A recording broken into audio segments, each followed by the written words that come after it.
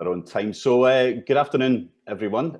My name's Chris Deeran and I'm the Director of Reform Scotland. And welcome to this first Reform Scotland event since before the summer. I hope you all had a chance to take a restful break in Largs or Arran or whichever exotic resort you managed to get to. I got to Carnoustie, which was rather lovely in the sunshine. I guess we had a wonderful year or so of events during lockdown. We had some terrific guests and some really stimulating conversations, and we're determined to keep that going as life returns to something like normal. So do keep your eyes on your inbox for our forthcoming calendar. We've got some crackers coming up, and I don't think you'll be disappointed. Anyway, as we wipe the cobwebs off, I'm genuinely delighted to welcome today's guest, who is Susan Aitken, the leader of Glasgow City Council. As well as running what is indisputably the world's greatest city, Susan has spent the past year or so preparing for COP26, which takes place, as you'll know, in November, and which will see the likes of Joe Biden and other world leaders experience that unique Glasgow welcome and atmosphere. I suppose one of the big questions is whether COP is merely a flying visit by the great and good, which leaves no discernible imprint on or improvement to the host city. Or can Susan and her team sweat the experience properly to put rocket boosters under the modernisation of Glasgow, which is underway anyway, but can they use that to really boost their plans? And today, we hope she can tell us a bit more about what she's been doing and what she hopes to achieve on that front. More broadly, we'll also explore, I guess, the changing nature of cities across the world. They're the drivers of economies, they're the ever-growing populations, homes of citizens, and they're having to think smarter and be more competitive than ever before when it comes to securing investment and jobs, specialising in new sectors with a bright future, modernising their infrastructure and cultural fabric, and building an environment in both senses of the word that makes them enjoyable and inspiring places to live. I know Susan's thought a lot about this from past conversations we've had, and I'll be interested to hear her general thoughts as well as her specific ideas for Glasgow. So Susan was first elected as an SNP councillor in 2012 and became leader of the SNP group in 2014. In 2017, when the SNP became the largest party, she was made leader of the council, which is a post she has held ever since. We all know that Glasgow, for all its glories, is not a city without its problems, that it still suffers from the legacy of economic change in the 1980s.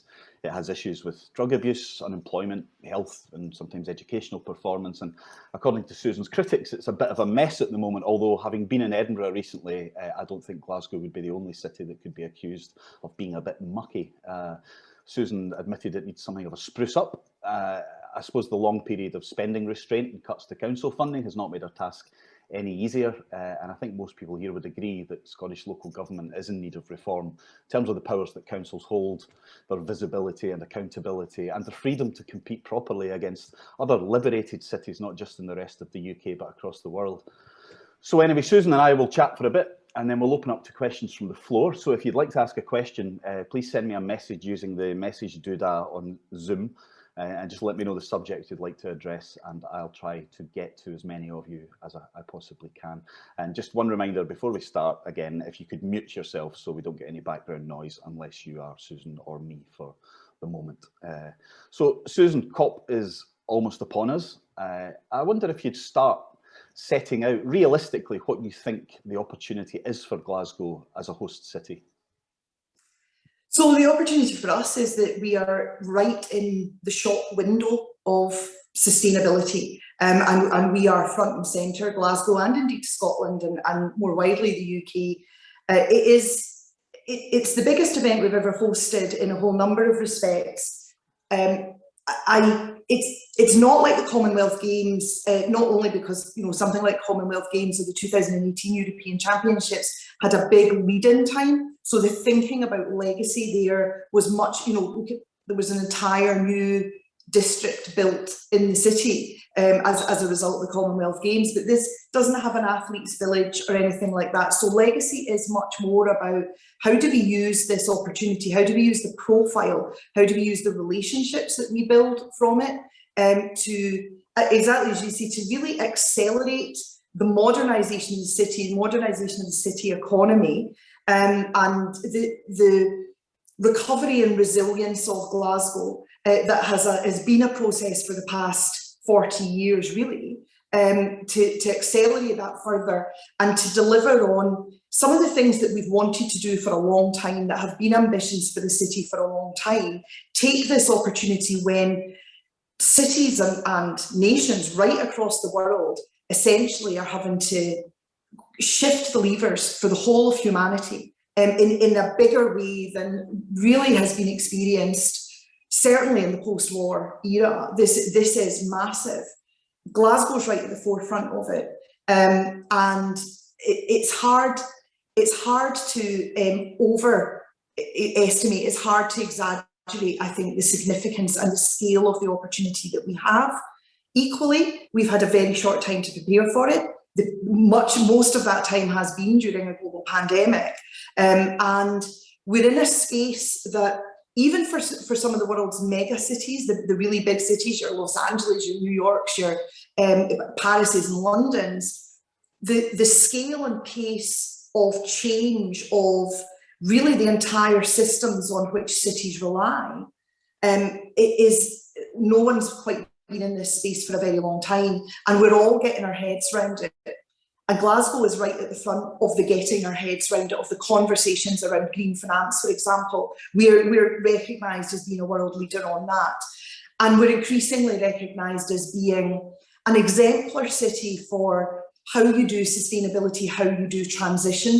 And it's the stuff that you talked about there, the legacy of deindustrialisation, a transition that was done extremely badly, that wasn't planned for, that left entire communities and families abandoned, essentially. And we do live with that legacy, both a physical and a social legacy in the city today.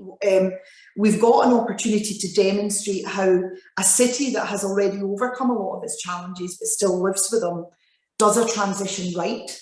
And it's almost as though to say, if we can do it in Glasgow, then actually, any city, and certainly any city in the developed world, can do it, because we're probably Europe's preeminent post-industrial city. If we can do it with the issues that we have in Glasgow, and set that example and show the world what's possible, then not just cities that are as developed as Glasgow is, but also cities that are in an earlier stage of their transition, that weren't industrialised as much as Glasgow was, can see how it can be done, can avoid the mistakes that we made in the past, or were done to Glasgow in the past, and show how you can transition in a way that it uses that investment to deliver multiple benefits for citizens, and to fast track all the things, all the ambitions that you have around reducing inequality, improving place, improving life chances, creating sustainable, high value economic opportunities that every citizen, regardless of their background, has the ability to access, and the pathways into access. Those are the things that Glasgow needs. Those are the things that every city needs. And this is an opportunity to deliver it at a kind of pace that we really haven't thought about before, and at a scale that we haven't thought about before. And the phrases you use, like green finance and sustainability and others, are the kind of phrases, buzz phrases, obviously, for the moment, given the challenge that we face. If we can dig down into those a little bit, what do they mean in practice to ordinary Glaswegians? What are they going to see as a result of attracting green finance, or a programme to improve the city's sustainability? What do the projects look like? What do the jobs look like? What will they see that will make a difference to their lives? So the projects in Glasgow are around the big challenges of sustainability are transport, heat, particularly domestic heat, the manufacturing and industry, and land use. Essentially, those are the big areas that we need to crack to decarbonise the city in the next decade. So the projects that we're looking at are the retrofitting of homes, which really all but the most very modern homes are going to require some element of retrofitting to make them hold heat better. So the early feasibility work that we've done on that, and it is early at this stage, is about 450,000 homes across the Glasgow city region. So that's the 8 local authorities that are in the metropolitan region. 450,000 homes. The sort of early price tag we think for that is about 9 billion. So, you know, big money. As you know, when we're talking about these are numbers that kind of would make your hair curl, as my granny used to say. We have not dealt with this scale of finance and this scale of inward investment, or you know, looking to get this kind of private finance before into any city really. Local government doesn't really play in this space, so that's a massive one. District heat networks, renewable source heat networks in every part of the city, and those will vary. We think we can heat probably about half of Glasgow from the Clyde. But the rest of it, areas that are further from the Clyde, you'll be looking at a combination of ground source, air source heat, and possibly some hydrogen as well. But you know, that has to be provided all from renewable sources across the city, renewable source electricity, and transport. So a Glasgow Metro, an entirely new transport mode, which simultaneously decarbonises transport in the city, but also connects up parts of the city region. Again, that's very much a regional project, connects up parts of the city region that have been long disconnected to the economic and social disbenefit of those parts. And Metro is a new mode, but it's also, we're seeing it as an umbrella term for connectivity of the existing transport modes that we've got as well, bus and heavy rail, but also filling in the gaps with new transport mode, whether that's light rail or something. And the feasibility work is going on we're working very closely with Transport Scotland on that just now, and making really great progress. Actually, I'm very excited about that. We're looking at things like, so we have Scotland's busiest motorway, cut right through the heart of the city. So we need to contain the emissions from that somehow. That is absolutely, how do we square that up with our low emission zone in the city centre? So we're looking at a cap on the M8 at Charing Cross, which will contain emissions, but also create new public space and public realm, and reconnect the west of the city, Anderston and the communities beyond that, with the city centre. And you know, anybody that knows that part of Glasgow, if you think about the Mitchell Library, for example, how do we get to the Mitchell Library from the city centre? It's an absolute, it's like the Krypton factor, trying to cross without taking your life in your hands, or taking 20 minutes at various points to get to something that you can see right there. So reconnecting that absolute scar that's through the city centre, at the west of the city centre. Also projects around low carbon manufacturing, and not just in what we already understand to be green industries, so that high tech end of it, but also we're doing some work, some really interesting work with the textiles industry, a leading company in the textiles industry, which is one of the most carbon intensive industries, to find essentially an innovation zone within the city region, which will decarbonise textile production and put Glasgow right at the cutting edge of that. And also, I suppose, more traditional kind of inward investment projects around development, office development, housing, and new industrial space, but all done at the lowest possible carbon, both in construction and then output once the construction is there. So really big things that as I say, will change the fabric of the way the city functions and the way that we go about our lives functions in a lot of ways. But other smaller scale projects, still very significant though, and just digging in at those emissions, bringing them down, but at the same time looking to deliver those benefits around jobs and skills, and things like, so that, you know, retrofitting and district heating between them could really tackle fuel poverty. That's a big social justice issue in Glasgow, with around about 40% of our population experience fuel poverty to a greater or lesser degree. Make better, warmer, more efficient homes, You're immediately starting to address some of these long-standing social justice issues as well. Same with improving transport connectivity. So you can see where the benefits start to stack up. The big jobs, I think the obvious one, the standout one, is the retrofitting.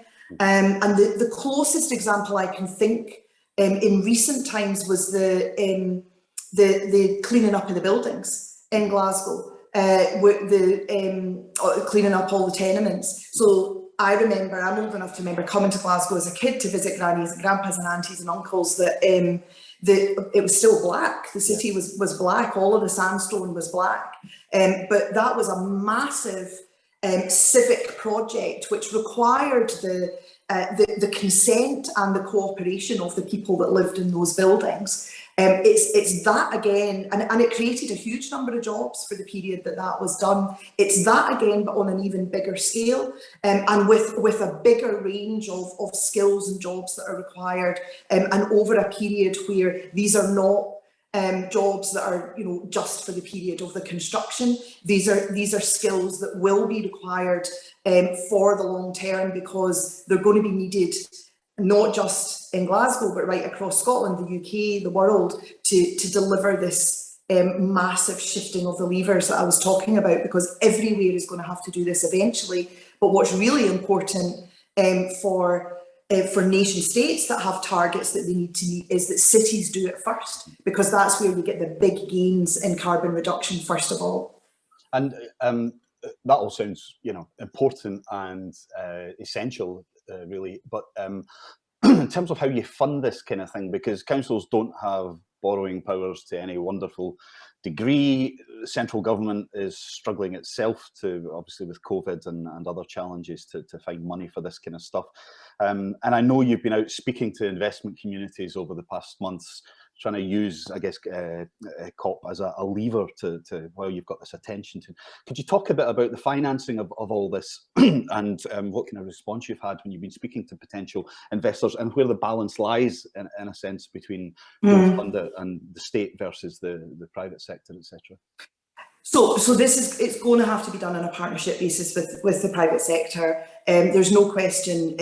You're absolutely right. Local government can't fund this on its own, and even national government, and certainly the Scottish government, with its current lack of financial levers and borrowing powers, for example, will struggle. We have costed it in Glasgow at 30 billion again, and that's with the assistance of a newly launched thing, the UK Cities Climate Investment Commission.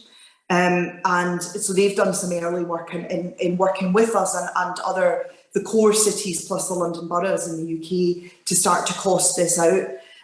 So to put it in context, the biggest kind of financial deal that's been done in local government in Scotland, if not ever, I wouldn't want to insist, but certainly in a long time and in recent years, was our equal pay deal in Glasgow. So just over £500 million, and we did the deal to finance that settlement in 2018, and that was huge. Like that was big. And my chief executive, I'm very, very lucky. I've got a super, very talented chief executive and finance director in Glasgow, and they went out and they did that deal. But that was quite a new space for them to be talking to big lenders around on that kind of scale of borrowing. And as it's probably well known, we used our built assets, I think, in a very clever way, which it has cost the city, but we didn't have to sell things. That Glasgow didn't lose assets. We used that to fund the borrowing. So £500 million, but it absolutely pales into comparison with what we're talking about.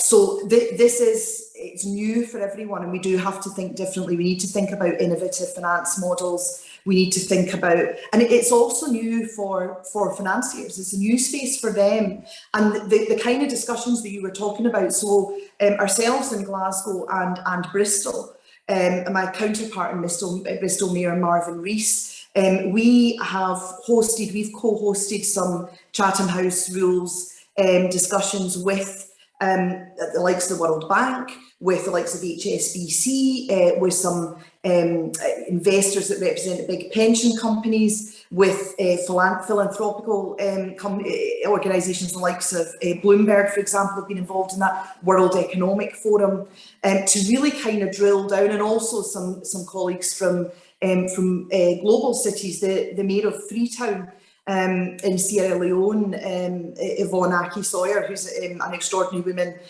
was involved in those discussions as well. So we had that global south perspective in there too.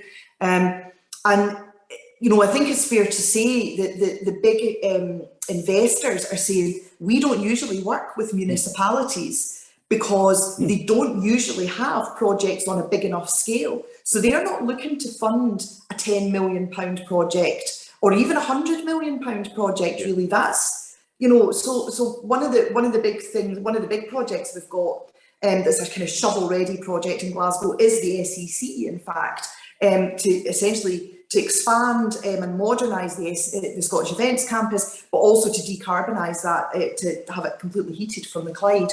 And it's a great project. But the kinds of money that we're looking at there, it's about 180 million we've costed that at. Actually, you know, these big pension companies out there, they'd be like, nah, we want 10 of those. You know, have you got another few that you can throw in? Yeah. So in some ways, we're moving into each other's space. They're getting their head around this as well. They're getting their heads around it, and the World Bank are absolutely key to this, to understanding they need to shift where world finance is at to make it all about sustainability. It's not that the money isn't there, the money is out there, it is definitely out there, and governments do have access to it. They have to set their minds to do that. And in some ways, COVID has demonstrated how that's possible. You know, the supporting the economy, whether it's through furlough or the amount of money that's been put into businesses to keep them afloat and then to help them recover as we're coming out of lockdown, and emerging from the kind of most intense period of the pandemic. It demonstrates, you know, when the necessity is there, when there is an emergency, governments and finance working together can do this. So it is possible. We need to start collectively treating the funding of green infrastructure and decarbonisation and that transition as the emergency that it is, and working together and think, right, how do we do this? For local government, I think cities are in a better place than the rest of local government, and I think we probably do have to think differently here, with the best will in the world. And you know, I'm sure they would love to have the powers a bit, but I don't think it's fair necessarily right now to be asking, you know, I don't know, the Falkirks and the Midlothians of the world to step into this space.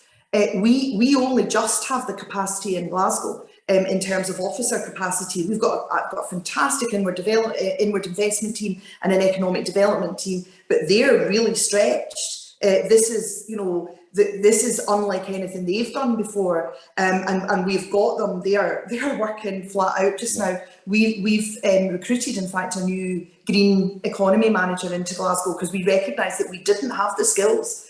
We had a skills gap in the city. So cities do have to lead the way on this, I think, and then the rest of local government, the other places can follow.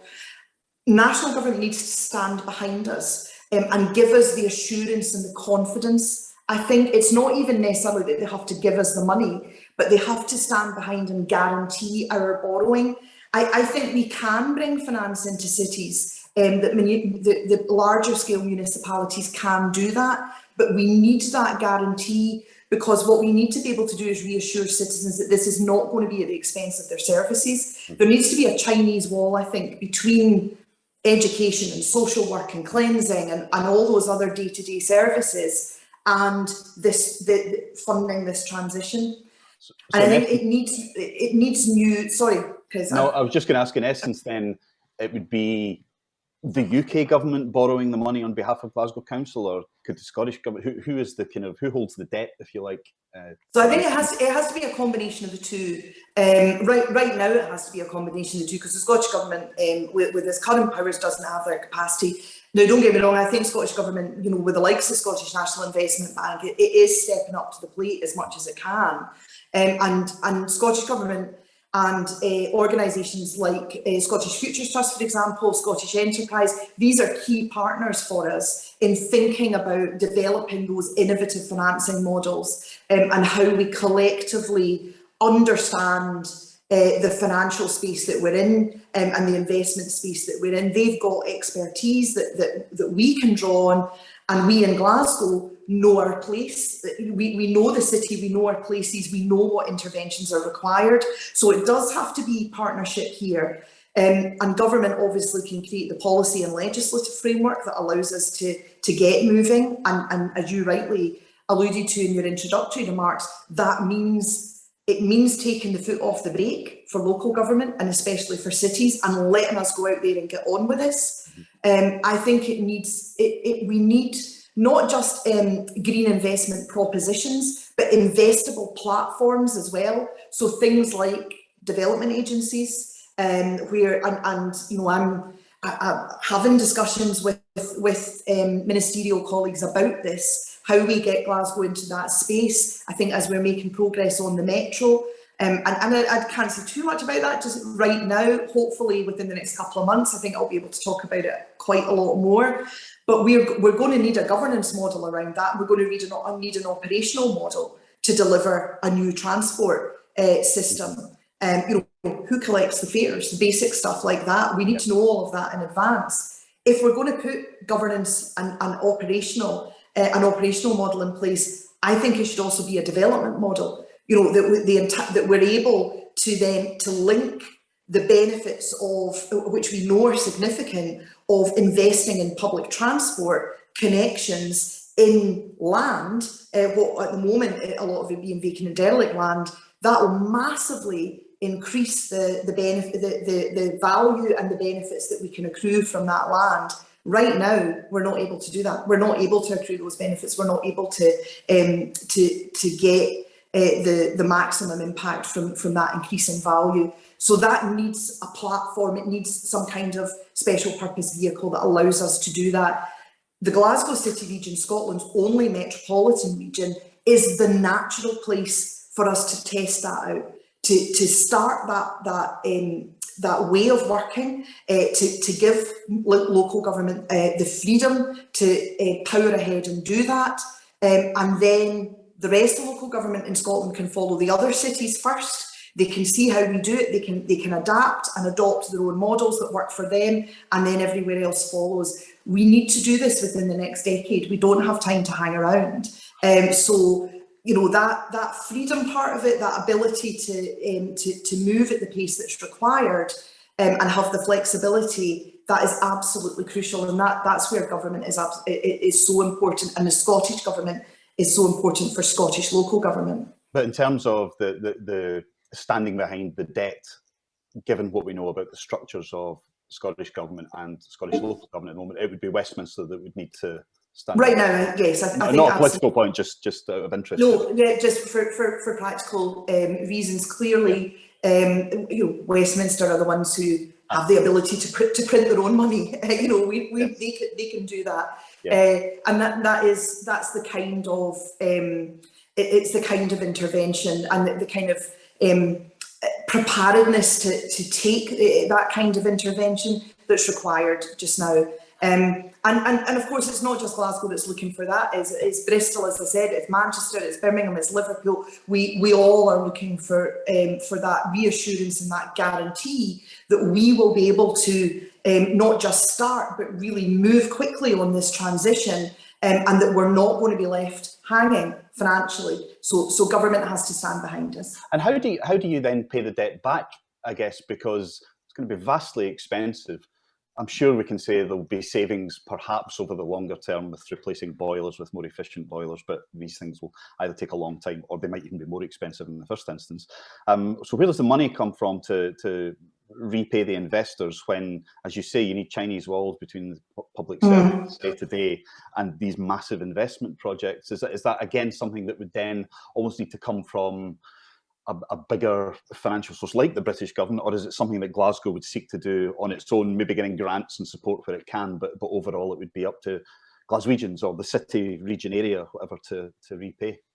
So I think this is absolutely a job for national government, and you know the just transition is the buzz phrase just now, and just transition is mainly understood as rightly about transitioning out of high carbon jobs, particularly in the oil and gas sector, and making sure that nobody gets left behind in the way that people who worked in heavy industry in Glasgow and the west of Scotland were 30, 40 years ago. But there's another side to just transition, and the other side to just transition is that ordinary citizens don't bear the cost of this. And if local government is carrying the can, then ordinary citizens will bear the cost of this because, yeah, it hits their services. And to a certain extent, that has happened in Glasgow with equal pay. Now, that was, I think, unavoidable. But it is hitting us. We're £30 million a year down in our budget. But we can't, I've talked about the difference in scale already. It is inconceivable that we can do that at the kind of scale we're talking about. But I think what's really important is that we think about this and we understand this not as a cost, but as an investment. And it is an investment. So you talked about savings in things like heat, like cheaper heat, for example. But actually, it's the job creation, it's new businesses, it's new taxation sources, whether it's business tax or income tax. That really is this is creating significant new sources of revenue, which will go to national government because they don't at the moment come to local government, and that's where that needs to be understood. I think it's first of all, it's not a cost in the sense that if we don't do it now, the cost in not very long away will be so much higher, and not just the financial cost, the human cost as well. But actually, this is an investment. We invest those billions now, we will get it back, and we will get it back more, because it is about taking that opportunity to deliver those multiple benefits. So don't just build the infrastructure. And we've learned this from our city deal in Glasgow as well, which is a very infrastructure heavy city deal. And when I inherited that, became chair of the City Region Cabinet back in 2017, there was that question, we're building bridges, but what else is being delivered with that bridge? And I was just like, where does that bridge lead us to? Okay, it goes to Govan, but what happens in Govan? And the answer is it's new homes, it's new jobs, it's entire new industries, it's new skills pathways, it's regeneration, all of that has to be the outcome of this. And to me, it's very, very clear. I think I can see very clearly how we do that, but it has to be planned for. So we need, again, it's that just transition is you plan your investment and you make sure that the investment delivers those multiple benefits. Don't just build infrastructure and then walk away from it. Understand how that infrastructure impacts on communities, how it impacts on people, how it impacts on households, and what benefits it can deliver for them, what that spend delivers for them. Plan it now, and then you will be reaping the benefits of that investment, I think, sooner rather than later. And that's how national governments stand behind local government and municipalities, and make sure that we are not paying the cost, because the work that we do, what the practical action that we'll deliver on the ground, and we can deliver, I think, faster, more flexibly than national governments are able to, the practical action that we deliver will reap big financial benefits for national government, and so we have to feel the benefits of that as well. Well, just before I move on from this particular bit, one last question then. Have you had conversations with the Treasury or DCLG about this? Have you talked to central government beyond, I guess, Bristol and Manchester and these places? And do you get the sense that they think this is a good idea, or will the Treasury be dragged screaming and howling to borrowing more money? If I'm being honest, I think they're not quite getting it yet. I think they're getting there slowly. We have had conversations, yes, and the Treasury were in some of those meetings that I was talking about. They've also, there are a couple of organisations one called UK 100, which is local government, and they held some sessions recently with UK ministers, and civil servants were there as well. But perhaps even more crucially, as I say, this UK, I always get this wrong way around, UK Cities Climate Investment Commission, which I sit on the board of. And it's very new. It just launched last month, I think, or maybe the end of July. It's very new. That, I think, is a vehicle to really, is going to be a really important vehicle to drag the UK Treasury to the table and to get them to understand what the collective task is here, and what each of our individual tasks are within that collective, if you like. So what they need to do to make sure that cities and local government can do what we need to do in order to deliver for our citizens, and for the climate. Yeah, so it does sound like there's still quite a bit of the jigsaw to be put together in terms of investors, investment vehicles, governments agreeing to stand behind it. Yeah. And it's all got to be agreed before you get to the point of doing these things. But your point would be, got to do it quickly, because it's just going to get more expensive and more damage to the environment will be done unless we get a move on. Yeah, that's absolutely it. And you know, I think sometimes when I've been talking to journalists about this, it often ends up in that kind of space of Glasgow's going to go out and borrow £30 billion from the private sector and all that kind of stuff. And it's fine. I don't blame the commentariat, if you like, for still kind of struggling to get their heads around this, because we're all struggling to get our heads around it. The UN struggling to get their head around it as well. It is a new thing for everyone. It's a new space, but it is moving very, very fast. I would say in the past year, the change in the conversations that I've been having has been absolutely palpable. The move from what on earth are we going to do about this to, right, okay, here's how we start to frame this. Here's how we start to put the frameworks, the policy frameworks, the governance structures in place. Here's how everyone fits together in this. Here's what global finance has to do. Here's how we need to shift the pension funds that are out there, for example, and make sure that they're putting their investments where they need to go. So that this isn't just on a UK scale, it is on a global scale. This will be a big strand in the discussions at COP26. Finance will it's a massive part of it. And obviously how the developed world, how the richer countries finance ensure that the global south and the poorer countries of the world are not left carrying the can as well. That just transition thing is as true on a global scale as it is on a local one. And I think in many ways that makes it easier to understand, because you can frame it in exactly the same way, just as the people of Sierra Leone, who have made a minimal contribution to climate change and to global warming, can't be asked to carry the can for this sole folk in can time in East End of Glasgow. And it's always the poorest who make the least contribution, who are much less likely to drive a car, to own a car, for example. They can't be asked to carry the can either. And I think framing it that way helps helps you to understand how the conversation is taking place at so many different levels, but it's the same conversation, and the outcomes that we need to deliver are the same outcomes. Mm-hmm. And I think it was maybe around the middle of the last decade that it became clear that international agreements between countries were going to be too slow moving to make a lot of this happen. And actually at that point, people turned to cities, I think the sub-state actors, where they were able to form their own, either their own policies or their own partnerships or whatever. And it was then, I think, decided really that cities wouldn't have to drive a lot of this, whether it was San Francisco or whatever. And I know that, you've been speaking to a lot of different local government leaders across the world as well. Is there a sense of sort of camaraderie, and we have to work together to do this? Now, how does it feel out there when you're dealing with these people, and what are the relationships like between the developed cities in the world and as you're getting into all of this?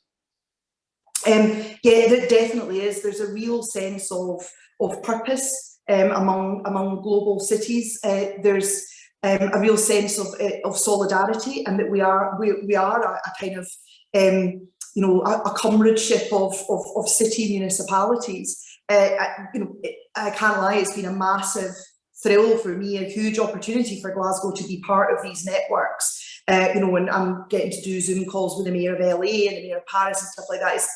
It's great. It's really exciting. If it wasn't for COVID, you could have gone over, obviously. So you've I don't know. You need to be careful with the flights, but actually, ironically, COVID has probably allowed these conversations to take place because we do it like this. We're on Teams or we're on Zoom, and there's Antonio Guterres dials in and joins us. It is great and it's really stimulating. But more importantly, I think that it is. Those networks are focused on delivery. For Glasgow, it is really opening up opportunities for us. So we're now part of the C40 network, which is the world's leading cities who are leading the way on climate change. And we're a minnow in that group. It is mainly much bigger cities than us who are leading the way on that. So it's brilliant. We've got in because we're COP26 host. But we have realised the power of that network for us, but also they're delighted to have us on board because they can see how Glasgow can be that exemplar city that I was talking about earlier. Because while, again, in the Scottish context, we've got an economy of scale that allows us to deliver the big carbon reductions at pace, because we've got the most people, so we've got the most emissions. In a global scale, Glasgow is almost it's just the right size to look at how you do something like how do you provide district heat networks for an entire city. We're just the right size to do that. So, starting from not quite from scratch, we've got some district heating in Glasgow, but very little. Compared to somewhere like Stockholm or Copenhagen, for example. So how do you start from scratch with a city that's been built in a certain way that's essentially Victorian still in its shape, its physical shape and infrastructure? How do you turn that into a modern, sustainable city? Actually, we're kind of the perfect size in a lot of ways, compared to Sao Paulo or somewhere like that, and they can look at what we do in Glasgow and then apply that to their neighbourhoods or their, the municipalities within the bigger municipality. So it's been great for us. There is a real sense of purpose. I think COP21 in Paris was the first time there was that cities really came to the fore at COP discussions, and the Marrakesh partnership was formed, which is the non-state actors, but particularly the sub-state governments, regional governments, like US states, for example, and cities. And there is a real sense that COP26 will be the COP of cities, that cities will really come to the fore. And I've been having great discussions with people like Sadiq Khan about how we really maximise that opportunity, and we make sure that the Glasgow Agreement has in it something that makes a pledge to cities, that makes it that where nation states make that commitment to cities, exactly that I was talking about, to stand behind them in their delivery of this. So it is a really exciting opportunity. Glasgow City Chambers is going to be, I'm saying it's going to be the World City Hall. We are going to be the host city zone. We're working closely with colleagues in C40 cities in Bloomberg. Had a great meeting with them this morning, Bloomberg Foundation, in ICLEI, which is it's essentially the global local government sustainability network. It's like a global COSLA, but specifically for sustainability, with the LGMA, which is the Local Government and Municipal Authorities constituency, who represent global local government in the COP, so they're actually in the negotiations. So we're working closely with them to frame events, to make sure that there are platforms and forums for city voices to be heard. We're still finalising who exactly is going to come over and who's going to be there. It's election season in the States, of course, so there's a lot of US mayors are up for re-election, but we are expecting, we think there's going to be quite a number of of quite high-profile city leaders coming over from the States, and some big names that even perhaps like, okay, so I'm a cities nerd, a local government nerd, I suppose. Whenever I'm travelling, I'll always go to the City Hall wherever I am, but I think even non-local government nerds will recognise some of the names that will be in Glasgow and will be contributing to the debates, because obviously UK folk will be there, Sadiq Khan will be here, you know, and Andy Burnham, folk like that are well known, and so there's a lot of thinking just now and close working about what is not just what's our message, what's the demand, what is our demand of the negotiators, what do we want to see in that agreement that is then a global commitment and a pledge to cities that needs to be delivered on because it's written into that Glasgow agreement. Yeah, okay. If you want to send me some questions, if you've got a question for Susan, please do, because we've got about another 10-15 minutes, so it'd be great to get some thoughts from you guys. Just for the moment, you mentioned there, you know, names that we will recognise from across the world. You mentioned Andy Burnham, you mentioned Sadiq Khan. You wouldn't expect me to let this opportunity go by without talking about the issue of local government leadership and the structure of local government in Scotland. I mean, as you said, you've been speaking to an awful lot of global council leaders, mayors, etc. And I just wonder what your take is on, with that experience, maybe even, you know, since you've had these conversations, the experience of seeing directly elected leaders with high profiles and very direct accountability to voters, and that name recognition that you talk about, and how that contrasts a bit with the Scottish model, where you know, you will have name recognition, but probably not on the scale that you would of Sadiq Khan or Andy Burnham, constantly in a profile. And whether you think that is something we should be looking at in Scotland, both in terms of, you know, more directly electing our local government leadership, but also giving them powers to be more, I guess, more active and more able to respond to the concerns of the people that they represent. What's your take on all of that? Something that Reform Scotland were very, very keen on, and we did a paper recently, and we did look at models around the world, and, you know, it's not uncommon for that directly elected role to really seem to make a difference, to be a lightning rod for communities to gather around and say, right, this, now we hold you to it, we can see what you're doing because we know who you are. And in Scotland, not just Glasgow, you know, all across the place, people would be much less likely to be able to identify the name of their council leader. You're more likely maybe to hear about, well, nothing ever changes, it's the same sort of thing. What's your view on that? So I would definitely like some of the powers and the flexibility that folk like Andy and Sadiq have, and obviously, so my direct equivalent isn't Andy Burnham, it's the leader of, it's Richard Leese, who's the leader of Manchester City Council, is my direct equivalent. And the difference is he's then got the metropolitan layer above him. You know, I think, and this is not quoting Richard at all, but I would say that perhaps some of the city leaders in England, if you spoke to them, would have mixed views on the benefits of having metro mayors as well. I think perhaps so I would say I don't think that I'm less accountable than Andy or Sadiq. I think I'm extremely accountable. You know, I'm elected by my constituents. I am certainly, I think, the most scrutinised and held accountable council leader in Scotland, and probably one of the most in the UK, actually. As it should be with a city like Glasgow.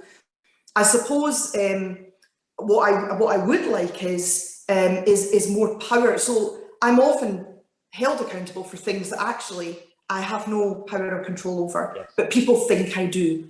So that's where the gulf is, that's where the gap is. And Andy and Sadiq, of course, they don't run schools, they don't empty bins, the local council leaders do, and the city leaders do. So there is a gap there. So it's great, you know, they can talk about the big strategic stuff and focus on that big strategic stuff, and it's not that they don't have things to deliver, they do, they've also got policing and transport and very crucial services, but it's less right down at street level. Yes. And you don't think we still benefit from a similar, someone sitting above doing the things you're talking about, making noise, having rows with people, you know, sort of national. But I don't necessarily think it would be.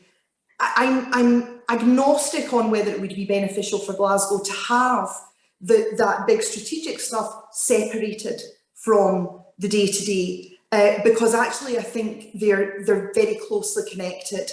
What I would like is for us to have some more, so I think that we do actually the economic transformation stuff in Glasgow really well, and across the city region really well. The work that's being done in the city region through the intelligence hub that we've established, for example, is absolutely fantastic, absolutely brilliant. The city networks that we've got, the kind of ecosystem of partnership in Glasgow between, and I suppose it's what I do have, and what certainly our partners understand me to have is the convening power that a leader has. So most recently, for example, we've established a just transition skills kind of network and commission in Glasgow, and the council led on that, I led on that. I said, right, we need to bring people together, we need the universities, we need the colleges, we need Scottish Enterprise, we need Skills Development Scotland, we need the Scottish Funding Council.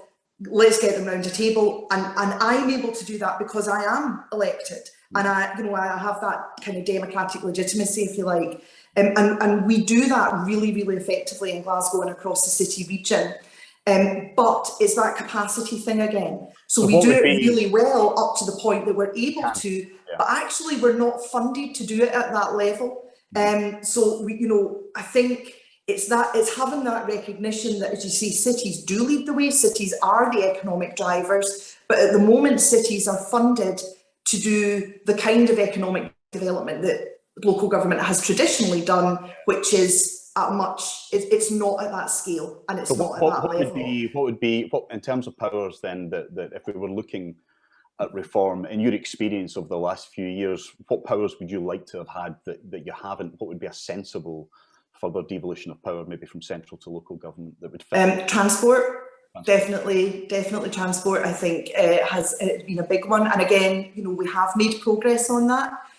But I would like to do that at a regional level as well, and at the metropolitan level. It wouldn't just be Glasgow, because clearly we've got a travel to work area, and we do function as a if you look at the kind of travel patterns and the work patterns across the Glasgow city region, we function as a proper metropolitan area as it's understood. So I think that would work really well. I think that would be. And this always happens, you get into these kind of accidental puns when you're talking about transport, but it would be a real driver for economic transformation and for social transformation as well. I think those are all connected and all go hand in hand, and that's why I'm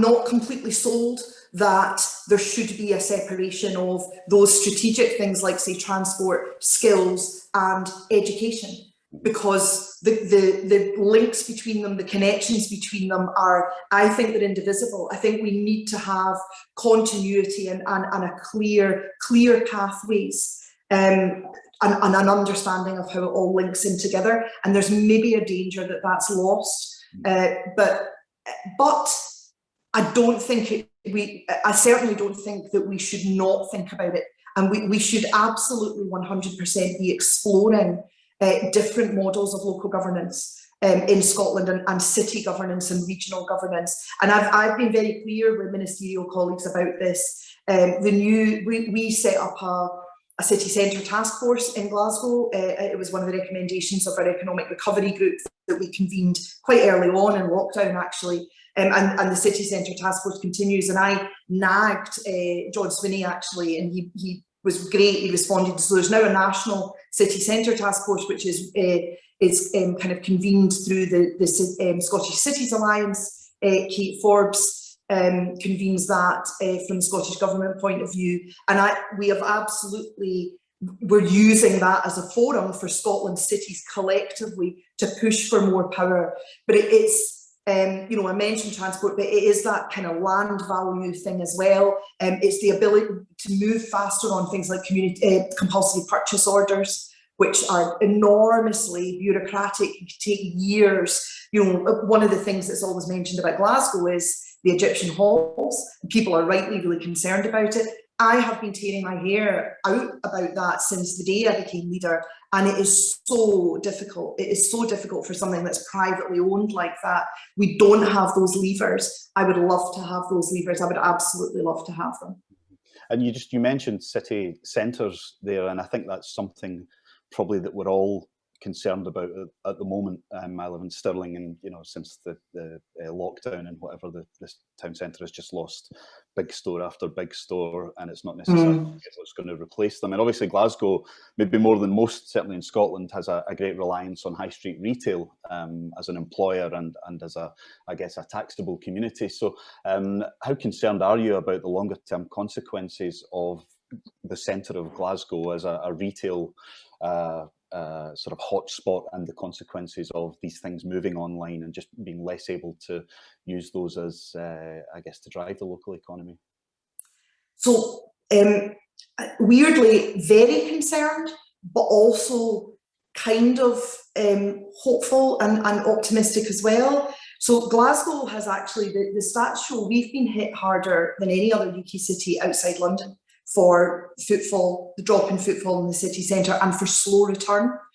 But I think there's also, so a couple of things. I think we've got that kind of partnership ecosystem around the city economy that I talked about.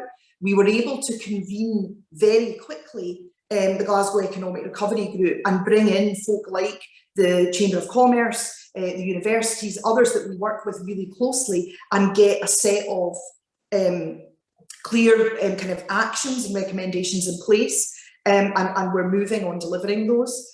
So that gives me a bit of optimism.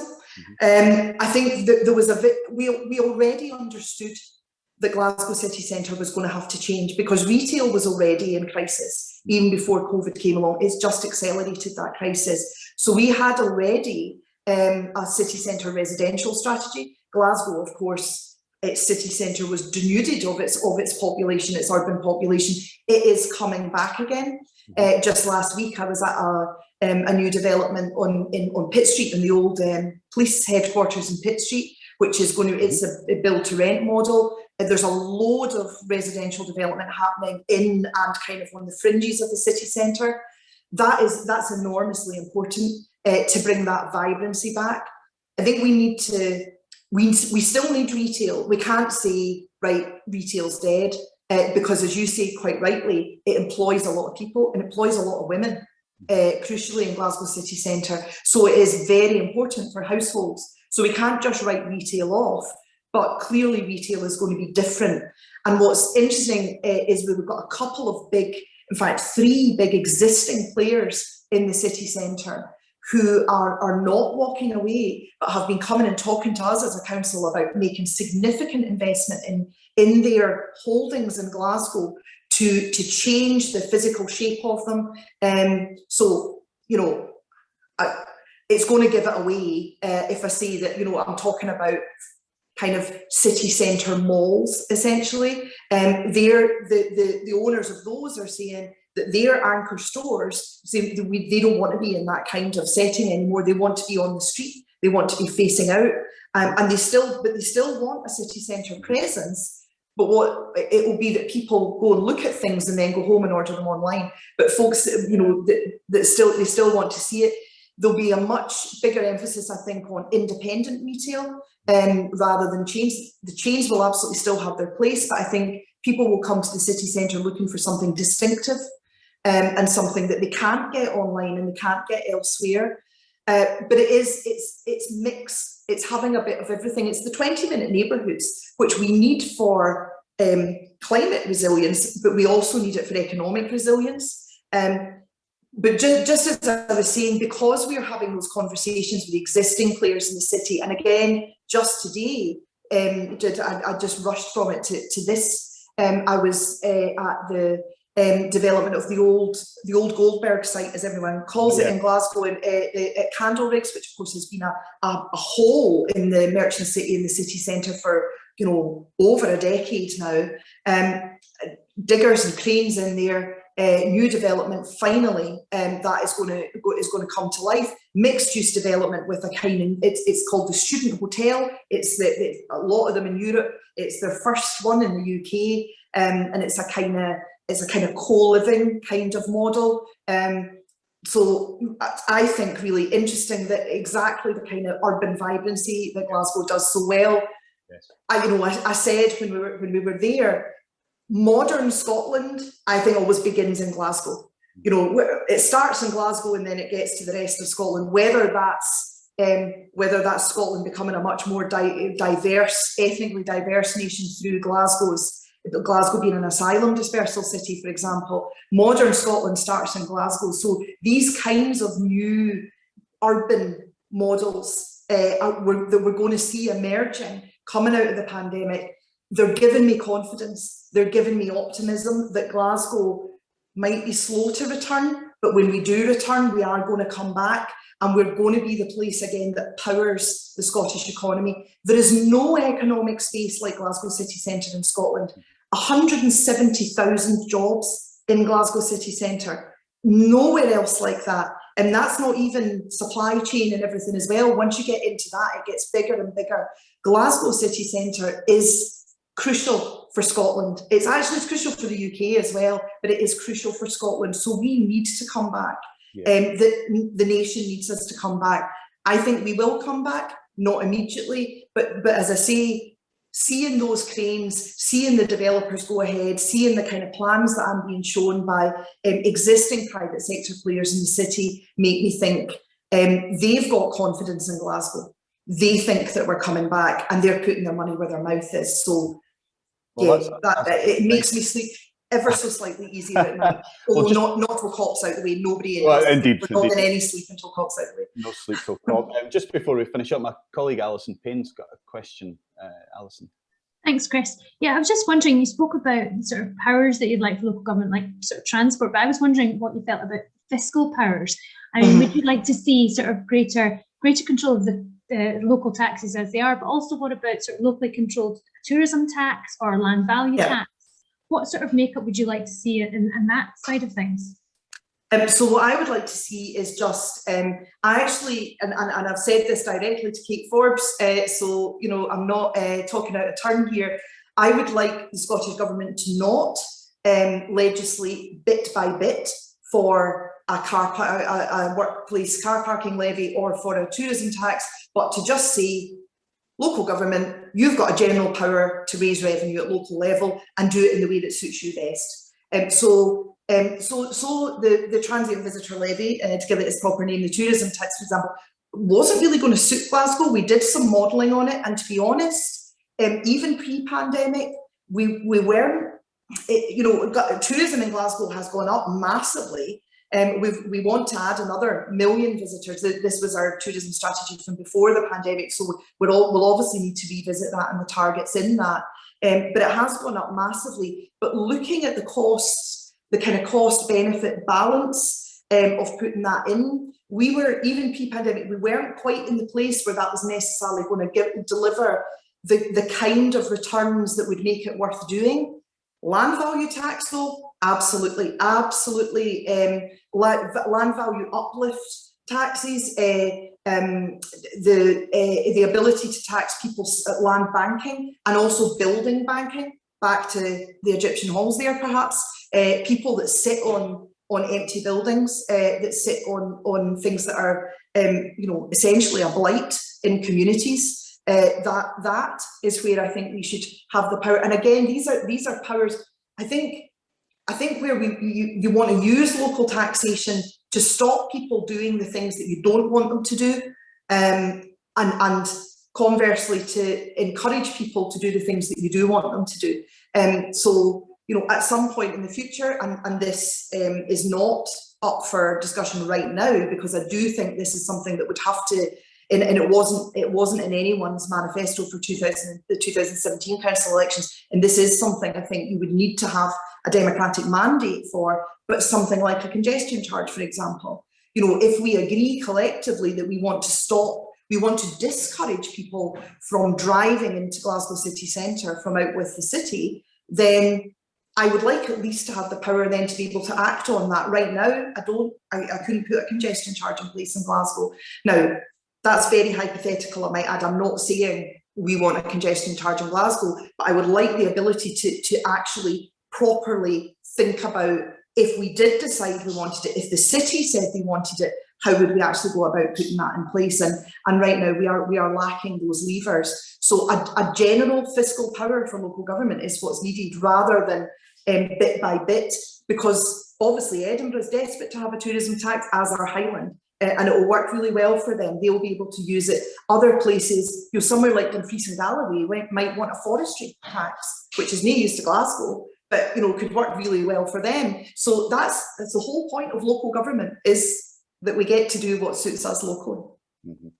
Oh, that's absolutely fascinating. There's been so much food for thought today, Susan, and the scale of the challenge that you face is clearly huge, but it does seem like you have the energy and determination to give it a damn good go. So we'll wish you all the best with all the innovation and challenge that you face. And I think Glasgow's important to all of us in Scotland, and some of us care about it more than others, but I think you have a lot of support for what you're trying to do. So we wish you all the best, and good luck with COP.